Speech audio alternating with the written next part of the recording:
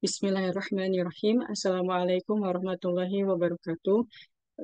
Salam sejahtera. Nama saya Sumitra Adriansyah dengan NIM 1217050137. Di sini saya akan menjelaskan suatu proyek dari implementasi komputasi bioinformatika yang karya oleh autornya adalah Morris Smolka bernama Snapless 2. Nah, Snapclass 2 ini merupakan termasuk ke dalam bidang bioinformatika karena dalam bidang bioinformatika sendiri ini mencakup penggunaan metode komputasional dan analisis data untuk memahami dan menginterpretasikan informasi biologis. Nah, dalam hal ini, Snapclass 2 ini merupakan alat bioinformatika yang dirancang khusus untuk memanggil varian struktural dari data sequencing data bacaan yang panjang seperti yang dihasilkan oleh platform sequencing PacBio dan Oxford Nanospore. Nah, pada penggunaan Synapse 2 ini melibatkan pemrosesan data bacaan yang panjang, kemudian pemetaan bacaan tersebut ke genom referensi dan identifikasi varian strukturalnya yang mungkin terjadi. Kemudian algoritma dan metode yang digunakan dalam Synapse 2 ini dirancang untuk mendukung pemanggilan varian struktural pada tingkat germline, kemudian pemanggilan multisample, pemanggilan SV mosaik, dan genotyping dari satu set SV yang diketahui. Sebagai alat bioinformatika, Synapse 2 ini membantu para peneliti dan ilmuwan dalam mengelola dan menganalisis data genomik, serta mendapatkan wawasan tentang variasi struktural dalam genom yang dapat berkontribusi pada pemahaman tentang aspek-aspek biologis dan kesehatan manusia.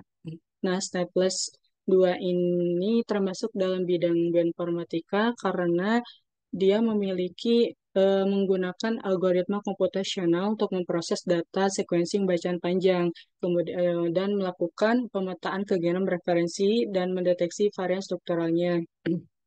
Serta Snapclass 2 ini membantu dalam memanajemen dan analisis data genomik yang dihasilkan dari platform sequencing bacaan yang panjang tersebut. Jadi, Synapse 2 ini termasuk dalam bidang bioinformatika karena berkaitan erat dengan pengembangan algoritma, kemudian analisis data, dan pemahaman biologi molekuler melalui pendekatan komputasional. Langsung saja kepada codingannya. Pada proyeknya ini, pertama ada file init.py. Nah, ini di dalamnya ini berisi tentang peraturan untuk yang bernama ada Shebag line, yaitu yang bertujuan untuk menunjukkan bahwa script ini harus dijalankan menggunakan interpreter Python 3. Kemudian ada informasi toolsnya, di mana pada bagian ini memberikan informasi tentang alat ini, termasuk nama Synapse 2-nya, tujuannya, untuk apa, yaitu untuk pemanggilan variasi struktural, dan tanggal pembuatan, penulis, dan kontaknya. Kemudian pada file selanjutnya ada file cluster. Nah, dalam file cluster ini, di mana pertama adalah dengan mengimport eh, library dan datanya, seperti data classes, data class, statistik, math, Snapless, mengimport data SP dari Snapless-nya, dan leadprop. Kemudian adalah mendefinisikan kelas cluster. Nah, kelas cluster ini menggunakan data class untuk mendefinisikan clusternya, di mana cluster ini memiliki atribut seperti ID, eh, SV type, context, start, end, seed, leads, repeat, dan leads long. Nah, pada data cluster ini juga mendeklarasikan metode compute matrix yang bertujuan untuk menghitung beberapa metrik cluster seperti panjang rata-rata varian struktural, mean self, dan standar deviasi awalnya. Selanjutnya, yaitu mendefinisikan fungsi merge inner. Nah, fungsi merge inner ini menggabungkan lead di dalam cluster berdasarkan threshold tertentu, kemudian mempertahankan informasi dari lead yang bergabung seperti panjang varian dan urutan nukleotidanya, serta menggunakan dictionary readseek untuk menyimpan lead berdasarkan nama bacaannya, yaitu read queue name. Nah, fungsi selanjutnya ada fungsi resplit. Nah, fungsi resplit ini bertujuan untuk memisahkan kembali klaster ya berdasarkan properti tertentu dari lead-nya. Kemudian dengan menggunakan pendekatan binding. Selanjutnya adalah untuk menerapkan penggabungan kembali jika jarak antara bin-bin tertentu memenuhi kondisi tertentu, sehingga hasilnya adalah pengembalian klaster baru. Nah, fungsi yang selanjutnya ada fungsi dep resplit blind, BND.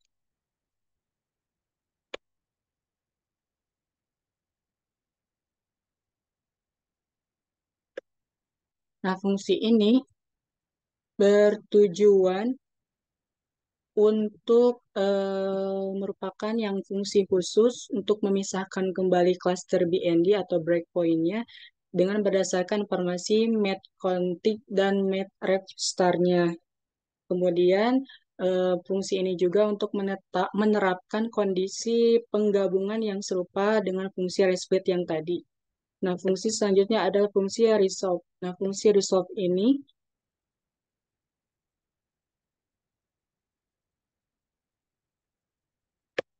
Nah, fungsi resolve ini bertujuan untuk melakukan pemanggilan varian struktural dalam setiap cluster dengan berdasarkan sheet-nya.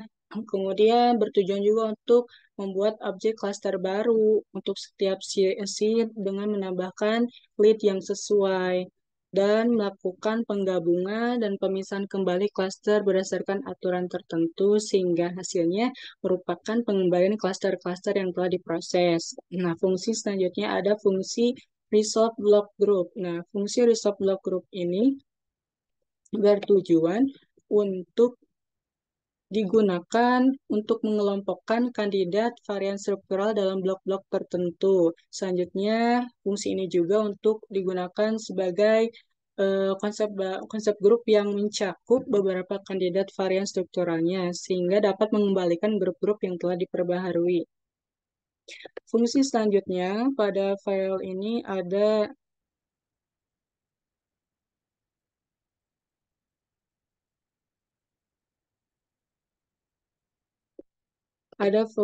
fungsi resolve block groups. Nah, fungsi resolve block groups ini yaitu fungsi yang digunakan untuk mengelompokkan kandidat varian struktural dalam blok-blok tertentu dan mengembalikan grup-grup yang telah diperbaharui. Selanjutnya adalah file config.python. Nah, pada file ini pertama kita akan mengimport modul dan konfigurasi awalnya, di mana dengan mengimport beberapa modul yang diperlukan seperti OS, SYS, datetime, dan ARG parse. Kemudian mengimport modul khusus yaitu util, dan menetapkan beberapa konstanta seperti versi program, build, dan SNF version. Selanjutnya adalah kita mendefinisikan kelas ARG parameter. Nah, fungsi dari kelas ARG ini adalah untuk merupakan turunan dari ARG parse argumen devalue help parameter, dan ARG parse raw description help parameter. Nah, yang tujuannya adalah digunakan untuk mengatur format pesan bantuan argumennya. Selanjutnya ada fungsi to, tubul. Nah, fungsi ini bertujuan untuk mendefinisikan fungsi tuple untuk mengonversi nilai ke tipe data boolean dan digunakan untuk menguraikan argumen baris perintah yang mengharapkan nilai booleannya. Selanjutnya ada fungsi from CMD line. Nah, fungsi from CMD line ini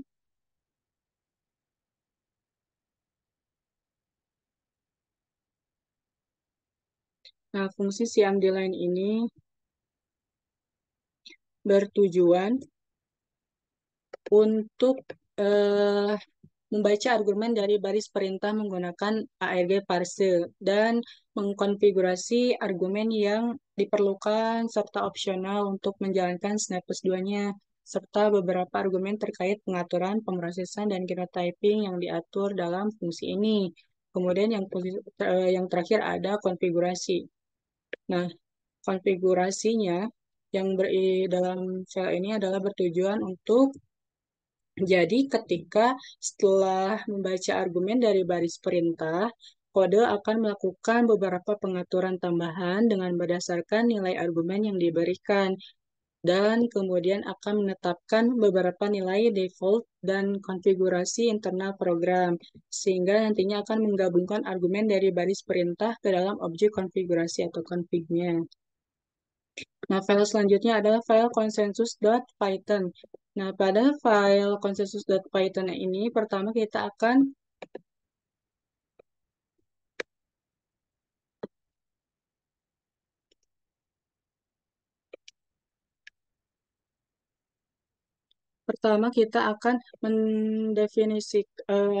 mendefinisikan atau mengimport library dan modulnya.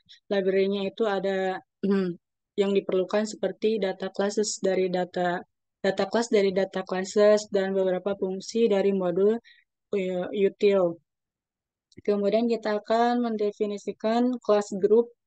Nah, kelas group ini bertujuan untuk sebagai representasi dari sekelompok data yang berhubungan dengan sekumpulan sekuensinya. Kemudian dalam kelas group ini ada metode bernama flatten. Nah, metode ini bertujuan untuk digunakan sebagai yang nantinya akan menghasilkan konsensus dari grup dengan mempertimbangkan variasi yang ditemukan. Nah, selanjutnya ada fungsi, di sini tuh ada fungsi make group. Nah, fungsi make group ini bertujuan untuk membuat objek grup dari sequence pemimpin atau lead-nya dengan menggunakan parameter seperti panjang kamer atau kliennya, kemudian langkah pengabaian, skip, dan daftar kamer yang bersifat representatif kamer. Lead, clan, skip, representatif kamer. Selanjutnya ada fungsi iter_kamer. Nah, fungsi iter_kamer ini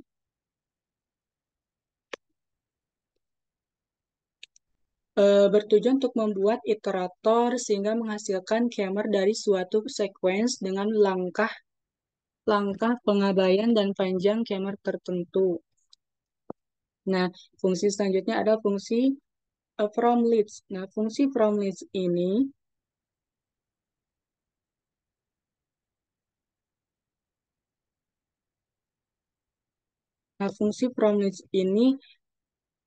bertujuan untuk membuat grup dari sejumlah sequence dengan menggunakan sequence awalnya yaitu atau initial leads-nya dan parameter tambahan seperti max, grv, clan, skip representative, dan extend.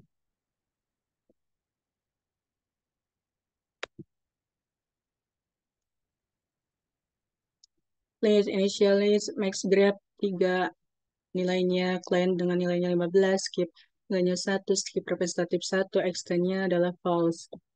Nah, fungsi selanjutnya ada fungsi novel from reach. Nah, fungsi novel from reach ini yang nantinya akan menghasilkan variasi struktural baru dari sequence terbaik atau best lead dan sequence lainnya atau other leads dengan parameter yaitu ada clan, skip representatif, dan opsi debugnya.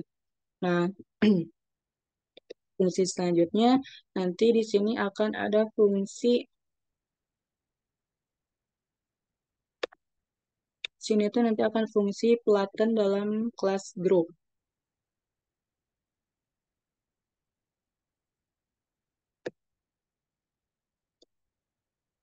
Fungsi flatten dalam kelas group ini yang tadi bertujuan bertujuan untuk di dalamnya itu ada frame shift. Nah, frame shift origin ini untuk mengindikasikan apakah ada pergeseran bingkai, kemudian ada return debug. Nah, return debug ini untuk menentukan apakah mengembalikan informasi debug. Yang nantinya outputnya akan, jika debugnya tidak aktif, maka akan mengembalikan sequensus. Nah, jika return debugnya aktif, akan mengembalikan tuple yang berisi berbagai sequence terkait dengan debugnya. Kemudian file selanjutnya ada file leadprop.python. Nah, pada file ini, pertama tentu saja kita akan mengimport library dan modulnya. Library-nya itu ada data class dari data classes, terus ada RE, iter tools, PSAM, OS, SCS, dan Pickles, Util, dan SV. Nah, selanjutnya kita akan mendefinisikan class lead. Nah, dalam class lead ini,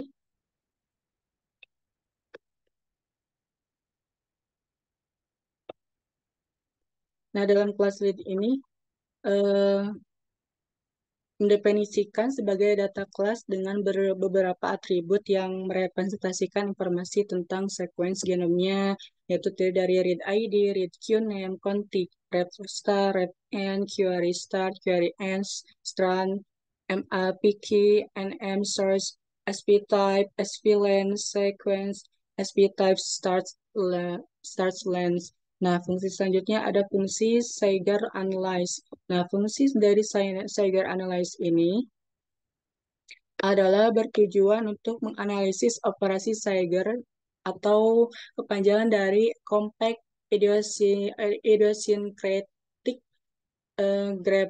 Graphed Alignment Report dan mengembalikan informasi terkait seperti posisi pemotongan dan panjang insersi atau delesinya. Kemudian di bawahnya ada fungsi Zeiger Analyze Regex. Nah, fungsi dari Zeiger Analyze Regex ini adalah bertujuan untuk sebagai metode lama dengan menggunakan regex untuk menganalisis Zeigernya. Dan fungsi selanjutnya ada fungsi Zeiger tulis. Nah, fungsi dari Zeiger tulis ini bertujuan untuk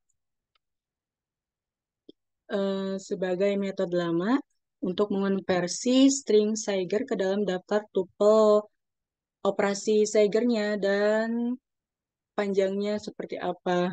Dan fungsi selanjutnya ada fungsi Zeiger lessPam. Nah, fungsi Zeiger lessPam ini, fungsi Zeiger lessPam dan fungsi Zeiger list ref span dan fungsi Zeiger list read span ini bertujuan sebagai untuk menghitung panjang span pada genom dan bacaan dengan ditandai sebagai usang. Nah, fungsi selanjutnya ada fungsi list read star fwd dan fungsi Zeiger list read star ref.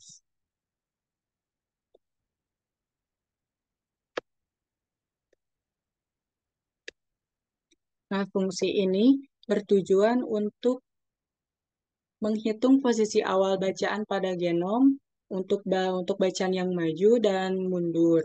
Kemudian di bawahnya ada directory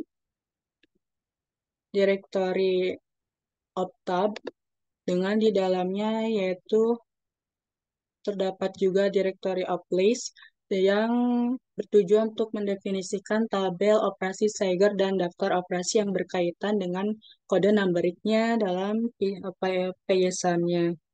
Dan yang selanjutnya ada fungsi read iterindels.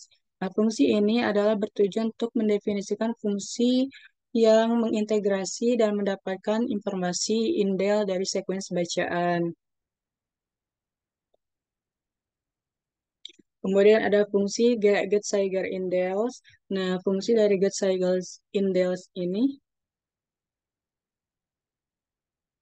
adalah eh,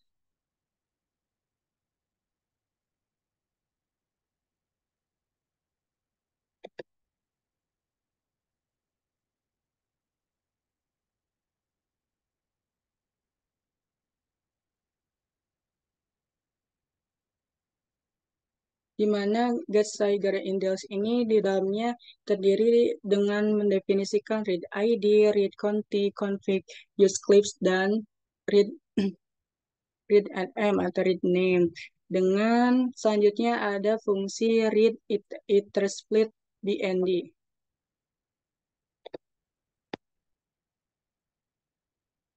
Nah, fungsi dari read intersplit BND dan read intersplit ini adalah untuk mendefinisikan fungsi yang mengintegrasi dan mendapatkan informasi pembelahan dari sequence bacaannya. Nah, fungsi ini beserta dengan fungsi yang bawahnya. Nah, fungsi yang selanjutnya yaitu ada sebelum fungsinya itu ada kelas lead provider. Nah, kelas lead provider ini merupakan kelas yang dengan bertujuan untuk menyediakan informasi lead atau varian struktural dari sequence bacaannya. Kemudian di dalamnya ada kelas record leads, di mana fungsi ini bertujuan untuk mengembalikan nama file yang akan digunakan untuk menyimpan informasi leads dalam mode pengembangan atau development. File selanjutnya ada file parallel.python. Nah, pada file ini pertama kita akan mengimport library dan data kelasnya dengan mengimport modul dan pustaka yang diperlukan. Kemudian kita akan mendefinisikan kelas task dan kelas proses. Nah, pada kelas task dan kelas proses ini dengan menggunakan dekorator data kelas yang dimana kelas ini bertujuan untuk menyimpan informasi tentang tugas dan proses yang dilakukan oleh program. Nah, pada kelas ini dan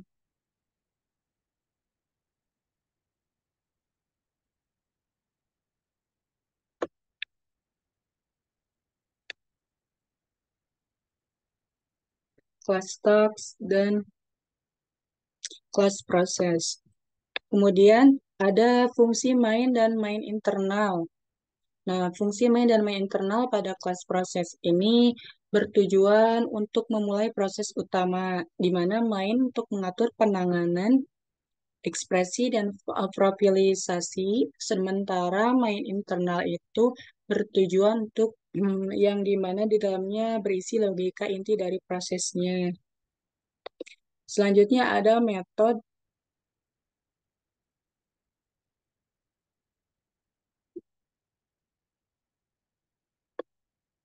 Di dalamnya itu ada metode text build lead tab.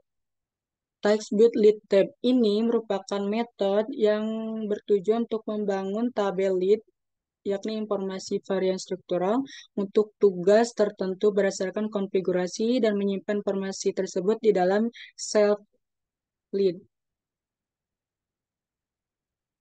Di dalam self lead provider. Nah, ada metode lagi yaitu task call candidate. Nah, task call candidate ini merupakan metode yang bertujuan untuk memanggil kandidat varian struktural dari tugas menggunakan informasi lead dan parameter konfigurasi. Kemudian, metode task finalize candidate. Nah, metode ini bertujuan untuk melakukan finalisasi pada kandidat varian struktural, termasuk evaluasi dan penyeleksian berdasarkan aturan kualitas. Nah, yang terakhir itu ada metode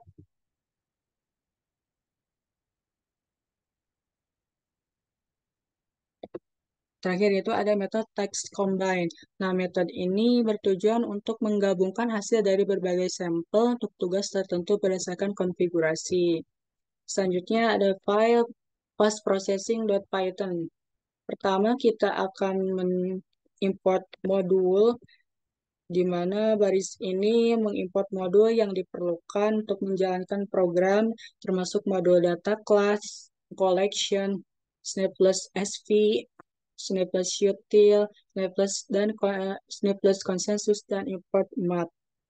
Selanjutnya akan mendefinisikan fungsi annotate underscore CV. Nah, fungsi ini adalah fungsi yang bertujuan untuk menambahkan informasi tambahan ke panggilan variasi struktural atau XV call dengan berdasarkan konfigurasi tertentu, seperti melakukan fase jika diaktifkan, menggenotip SP, dan menentukan alternatif SP untuk NS-nya. Kemudian ada fungsi di bawahnya, ada fungsi add request. Nah, fungsi dari add request ini adalah bertujuan untuk menambahkan permintaan request dan untuk pembaruan cakupan ke dalam kamus request for coverage berdasarkan posisi dan bidang tertentu dari panggilan. Nah, fungsi selanjutnya ada fungsi coverage. Nah, fungsi dari coverage ini adalah untuk menghitung cakupan panggilan SP tertentu dengan membangun permintaan dan memenuhinya. Kemudian ada fungsi coverage build request. Dengan fungsi ini bertujuan untuk membangun permintaan cakupan untuk panggilan SP berdasarkan posisi dan konfigurasi tertentu. Di bawahnya ada fungsi coverage fulfill. Nah, fungsi dari coverage fulfill ini adalah bertujuan untuk memilih permintaan cakupan yang telah dibangun sebelumnya. Selanjutnya ada fungsi QC support. Nah, fungsi dari QC support ini adalah bertujuan untuk melakukan pengujian kualitas atau quality control terhadap dukungan SP dan menetapkan label filter jika tidak memenuhi persyaratan. Dan ada fungsi rescale support. Nah, fungsi ini untuk menyesuaikan skala dukungan SP tergantung pada panjang SP dan konfigurasi tertentu. Fungsi selanjutnya ada fungsi QC support auto. Nah, fungsi QC support auto ini bertujuan untuk melakukan pengujian kualitas kualitas otomatis terhadap dukungan SP dan mengembalikan true jika memenuhi persyaratan. Kemudian ada fungsi QC support cons.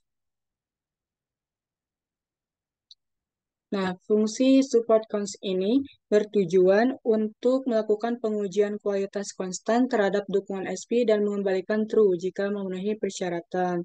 Nah, selanjutnya ada fungsi QC-SP. Nah, fungsi ini bertujuan untuk melakukan pengujian kualitas terhadap panggilan SP dan menetapkan label filter jika tidak memenuhi persyaratan. Selanjutnya ada fungsi QC-SP post annotate.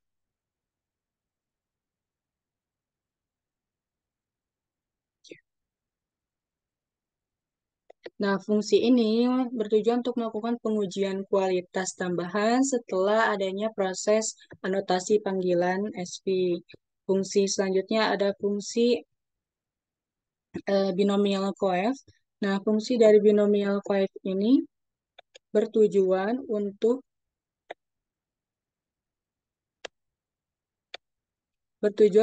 menghitung koefisien binomial. Dan ada fungsi probability juga. Ini fungsinya bertujuan untuk menghitung probability binomialnya. Kemudian ada fungsi likelihood ratio yang bertujuan untuk menghitung rasio kemungkinan yang terjadi nantinya. Kemudian ada fungsi genotype SP. Nah, fungsi dari genotype SP ini adalah untuk menggenotype panggilan SP berdasarkan dukungan dan cakupannya. Selanjutnya ada fungsi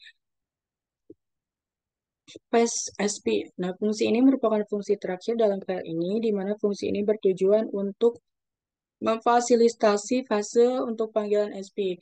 Nah, pada file ini, pada fungsi-fungsi ini, dengan bertujuan di mana pada beberapa fungsi ini menerapkan pengujian kualitas untuk memastikan keandalan panggilan SP, sementara yang lainnya untuk menggenotip panggilan tersebut berdasarkan dukungan dan cakupannya. File selanjutnya ada file snf.python. Nah, pada file snf.python ini di mana pada kode-kode atau codingan ini merupakan implementasi dari SNF file yang digunakan untuk menyimpan dan mengelola panggilan variasi struktural atau SP dalam file.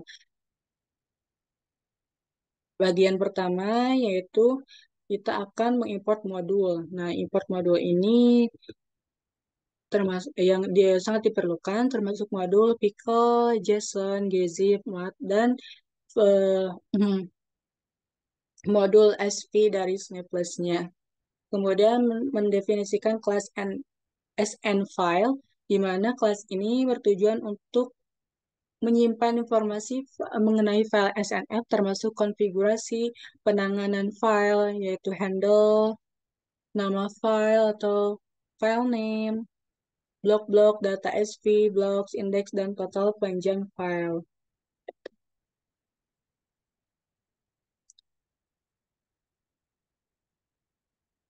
Nah, pada kelas file ini juga ada metode bernama isOpen.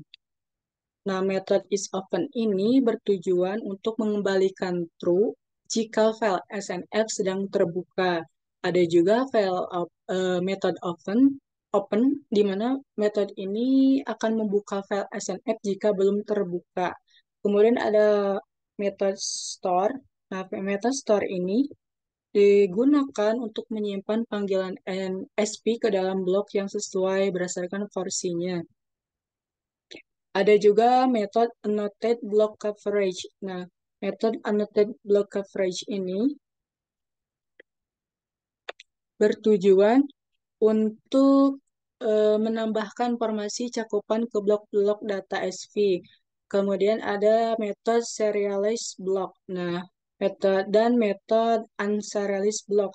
Fungsinya adalah untuk mengubah blok data SP menjadi format serial atau Fickle dan mengembalikan blok tersebut dari format serial. Kemudian ada metode write and index dan metode read reader.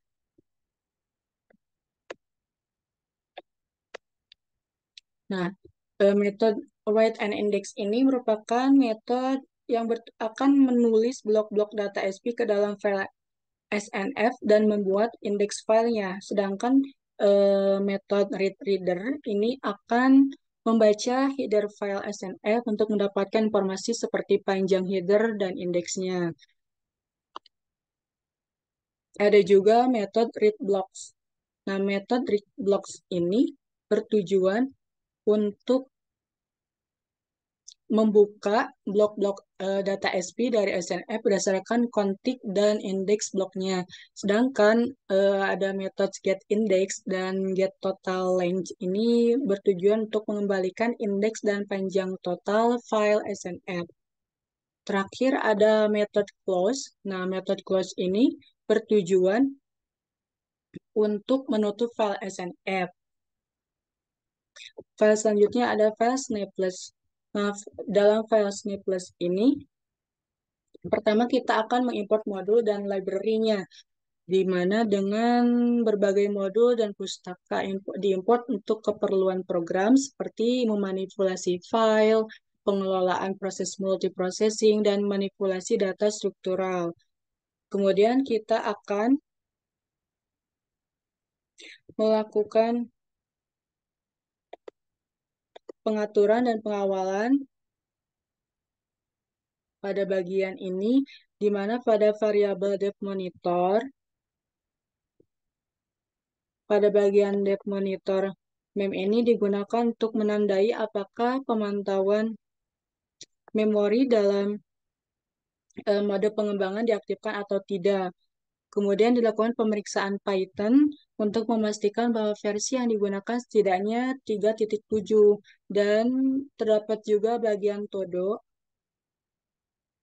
yang menyediakan fungsi pemantauan memori digunakan saat debugging yang dapat diaktifkan dan dinonaktifkan.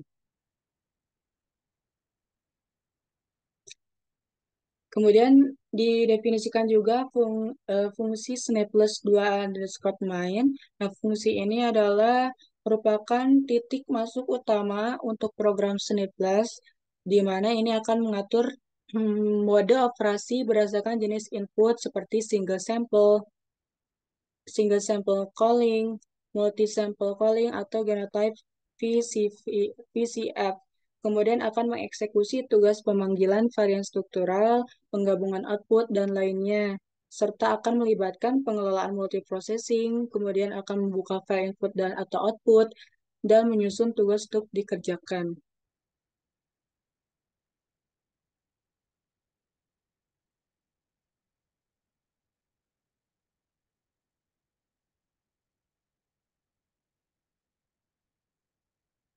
Nah, kemudian ada mode operasi dan persiapan.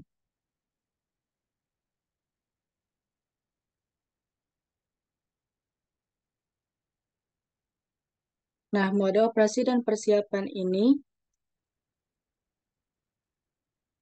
yaitu bertujuan untuk menentukan mode operasi Snapless berdasarkan jenis input yang diberikan, kemudian menetapkan nilai-nilai konfigurasi seperti mode, file, input atau output, dan lainnya, dan menampilkan informasi build dan konfigurasi awal ke konsol. Kemudian pembacaan file dan pengecekan input.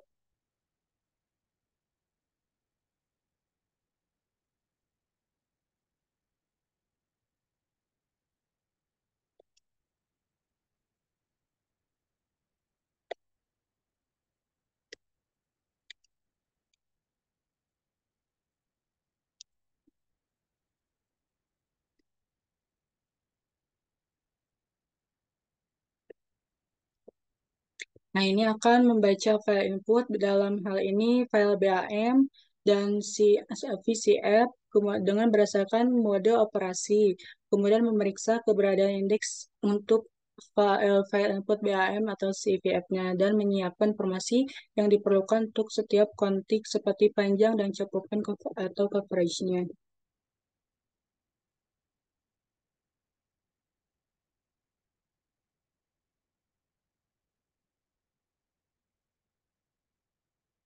Selanjutnya ada file sp.python.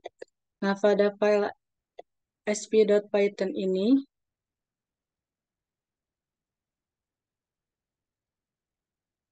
pertama kita akan mengimport modul dan klasen. Dengan mengimport modul dan kelas ini yang diperlukan termasuk modul data class untuk mendefinisikan kelas data. Kemudian data class untuk informasi BND, yaitu ada kelas sp call BND info. Nah, kelas ini bertujuan untuk membuat kelas data class BND info ini yang nantinya akan menyimpan informasi terkait varian BND, termasuk informasi tentang konfig mitra, posisi referensi mitra, dan apakah ini bagian pertama atau juga apakah ada pembalikan. Kemudian ada kelas SP call post processing info. Nah, kelas ini nantinya akan menyimpan informasi terkait dengan proses pasca pemanggilan varian. Nah, kelas selanjutnya ada kelas SPCall. Nah, kelas SPCall ini merupakan kelas utama di mana nantinya ini akan merepresentasikan pemanggilan varian struktural dengan berbagai atribut seperti konfig, posisi, ID, dan lain-lain termasuk informasi post-processingnya, serta beberapa metode yang untuk mengelola informasi tambahan dan penyelesaian post-processingnya. Selanjutnya ada kelas SP Group. Nah, kelas SP Group ini bertujuan untuk menyimpan kelompok kandidat varian dan informasi terkaitnya. Nah, selanjutnya ada metode bernama calculate bound yang bertujuan untuk menghitung batas posisi awal dan akhir untuk jenis varian tertentu berdasarkan mode referensi dan panjang varian. Nah, selanjutnya ada metode call from. Nah, metode ini bertujuan untuk memanggil varian dari suatu klaster berdasarkan aturan tertentu dan konfigurasi. Dengan nanti hasilnya akan dihasilkan menggunakan yield untuk menggunakan iterasi. Metode selanjutnya ini ada metode merge inner bound.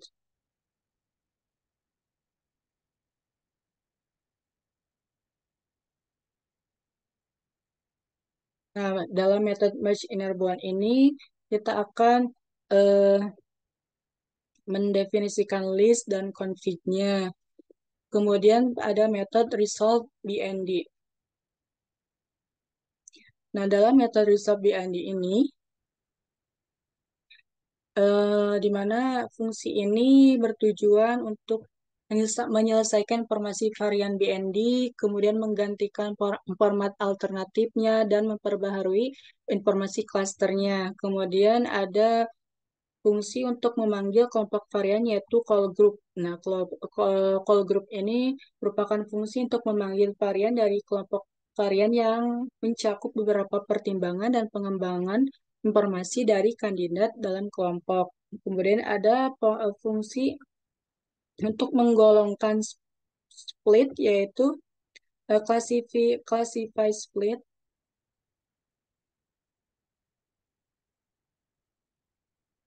Nah, fungsi classify split ini bertujuan untuk mengklasifikasikan varian split berdasarkan aturan tertentu termasuk jenis varian seperti INS, DIL, DUP, INF, dan BND. Selanjutnya, file util.python. Nah, dalam file ini merupakan bagian dari modul utilitas untuk program SNAPLES 2 ini yang merupakan pemanggilan varian struktural untuk data sequencing panjang. Codingan ini berisi beberapa fungsi matematika dan utilitas yang digunakan dalam program tersebut sehingga nantinya dapat membantu dalam program berjalan. Pertama, kita akan eh, mengimport modul, yaitu dari import modul statistik, smart, SYS, dan time. Kemudian akan terdapat fungsi median mode, di mana fungsi ini bertujuan untuk menghitung mode dari kumpulan bilangan menggunakan kamus cons untuk menghitung jumlah kemunculan setiap bilangan, variabel max count ini untuk menyimpan untuk jumlah maksimum kemunculan suatu bilangan, dan setelah menghitung fungsi memanggil fungsi median median NOV untuk memanggil median dari bilangan yang memiliki kemunculan paling banyak. Nah, fungsi median NOV ini bertujuan untuk mengembalikan nilai median dari kumpulan bilangan tanpa menggunakan rata-rata jika terdapat beberapa nilai tengah. Kemudian untuk mengurutkan kumpulan bilangan termasuk mengambil nilai tengah jika panjang kumpulan ganjil atau nilai tengah lebih kecil jika panjang kumpulan genapnya. Kemudian file selanjutnya adalah file terakhir yaitu file vcf.python. Nah, file ini akan mengimport library yaitu PySum, OS, dan SP, kemudian util. Nah, PySum ini modul untuk bekerja dengan file format SUM atau BAM dan VCF. Sedangkan OS ini modul untuk berinteraksi dengan sistem operasi. Sedangkan SF dan util merupakan modul-modul dari program Snapless yang digunakan untuk pemanggilan varian struktural dan fungsi utilitas. Kemudian kita dalam program ini mendefinisikan fungsi format info. Nah, fungsi format info ini merupakan fungsi yang digunakan untuk memformat informasi dalam bentuk VCF. Fungsi selanjutnya adalah fungsi genotype. Nah, fungsi format genotype ini digunakan untuk memformat data genotype dalam format VCF. Nah, selanjutnya ini akan ada kelas VCF. Nah, kelas VCF ini di mana kelas ini akan mengelola operasi penulisan dan pembacaan file VCF. Kemudian fungsi-fungsi dalam kelas ini mencakup pembukaan referensi, penulisan header VCF, kemudian penulisan entry pemanggilan, kemudian pembacaan iteratif, pemanggilan struktural dari file VCF, dan lainnya. Nah, jadi file dalam fungsi ini, file VCF ini merupakan bagian dari implementasi VCF handling dalam program Cineplex 2 dengan fungsi dan kelas-kelas yang ada bertanggung jawab untuk memastikan bahwa hasil pemanggilan varian struktural dapat disimpan dalam format VCF dengan benar dan dapat dibaca kembali jika diperlukan. Mungkin sekian penjelasan mengenai codingan dari suatu proyek implementasi komputasi bioinformatika. Mohon maaf apabila banyak kesalahan. Terima kasih. Wassalamualaikum warahmatullahi wabarakatuh.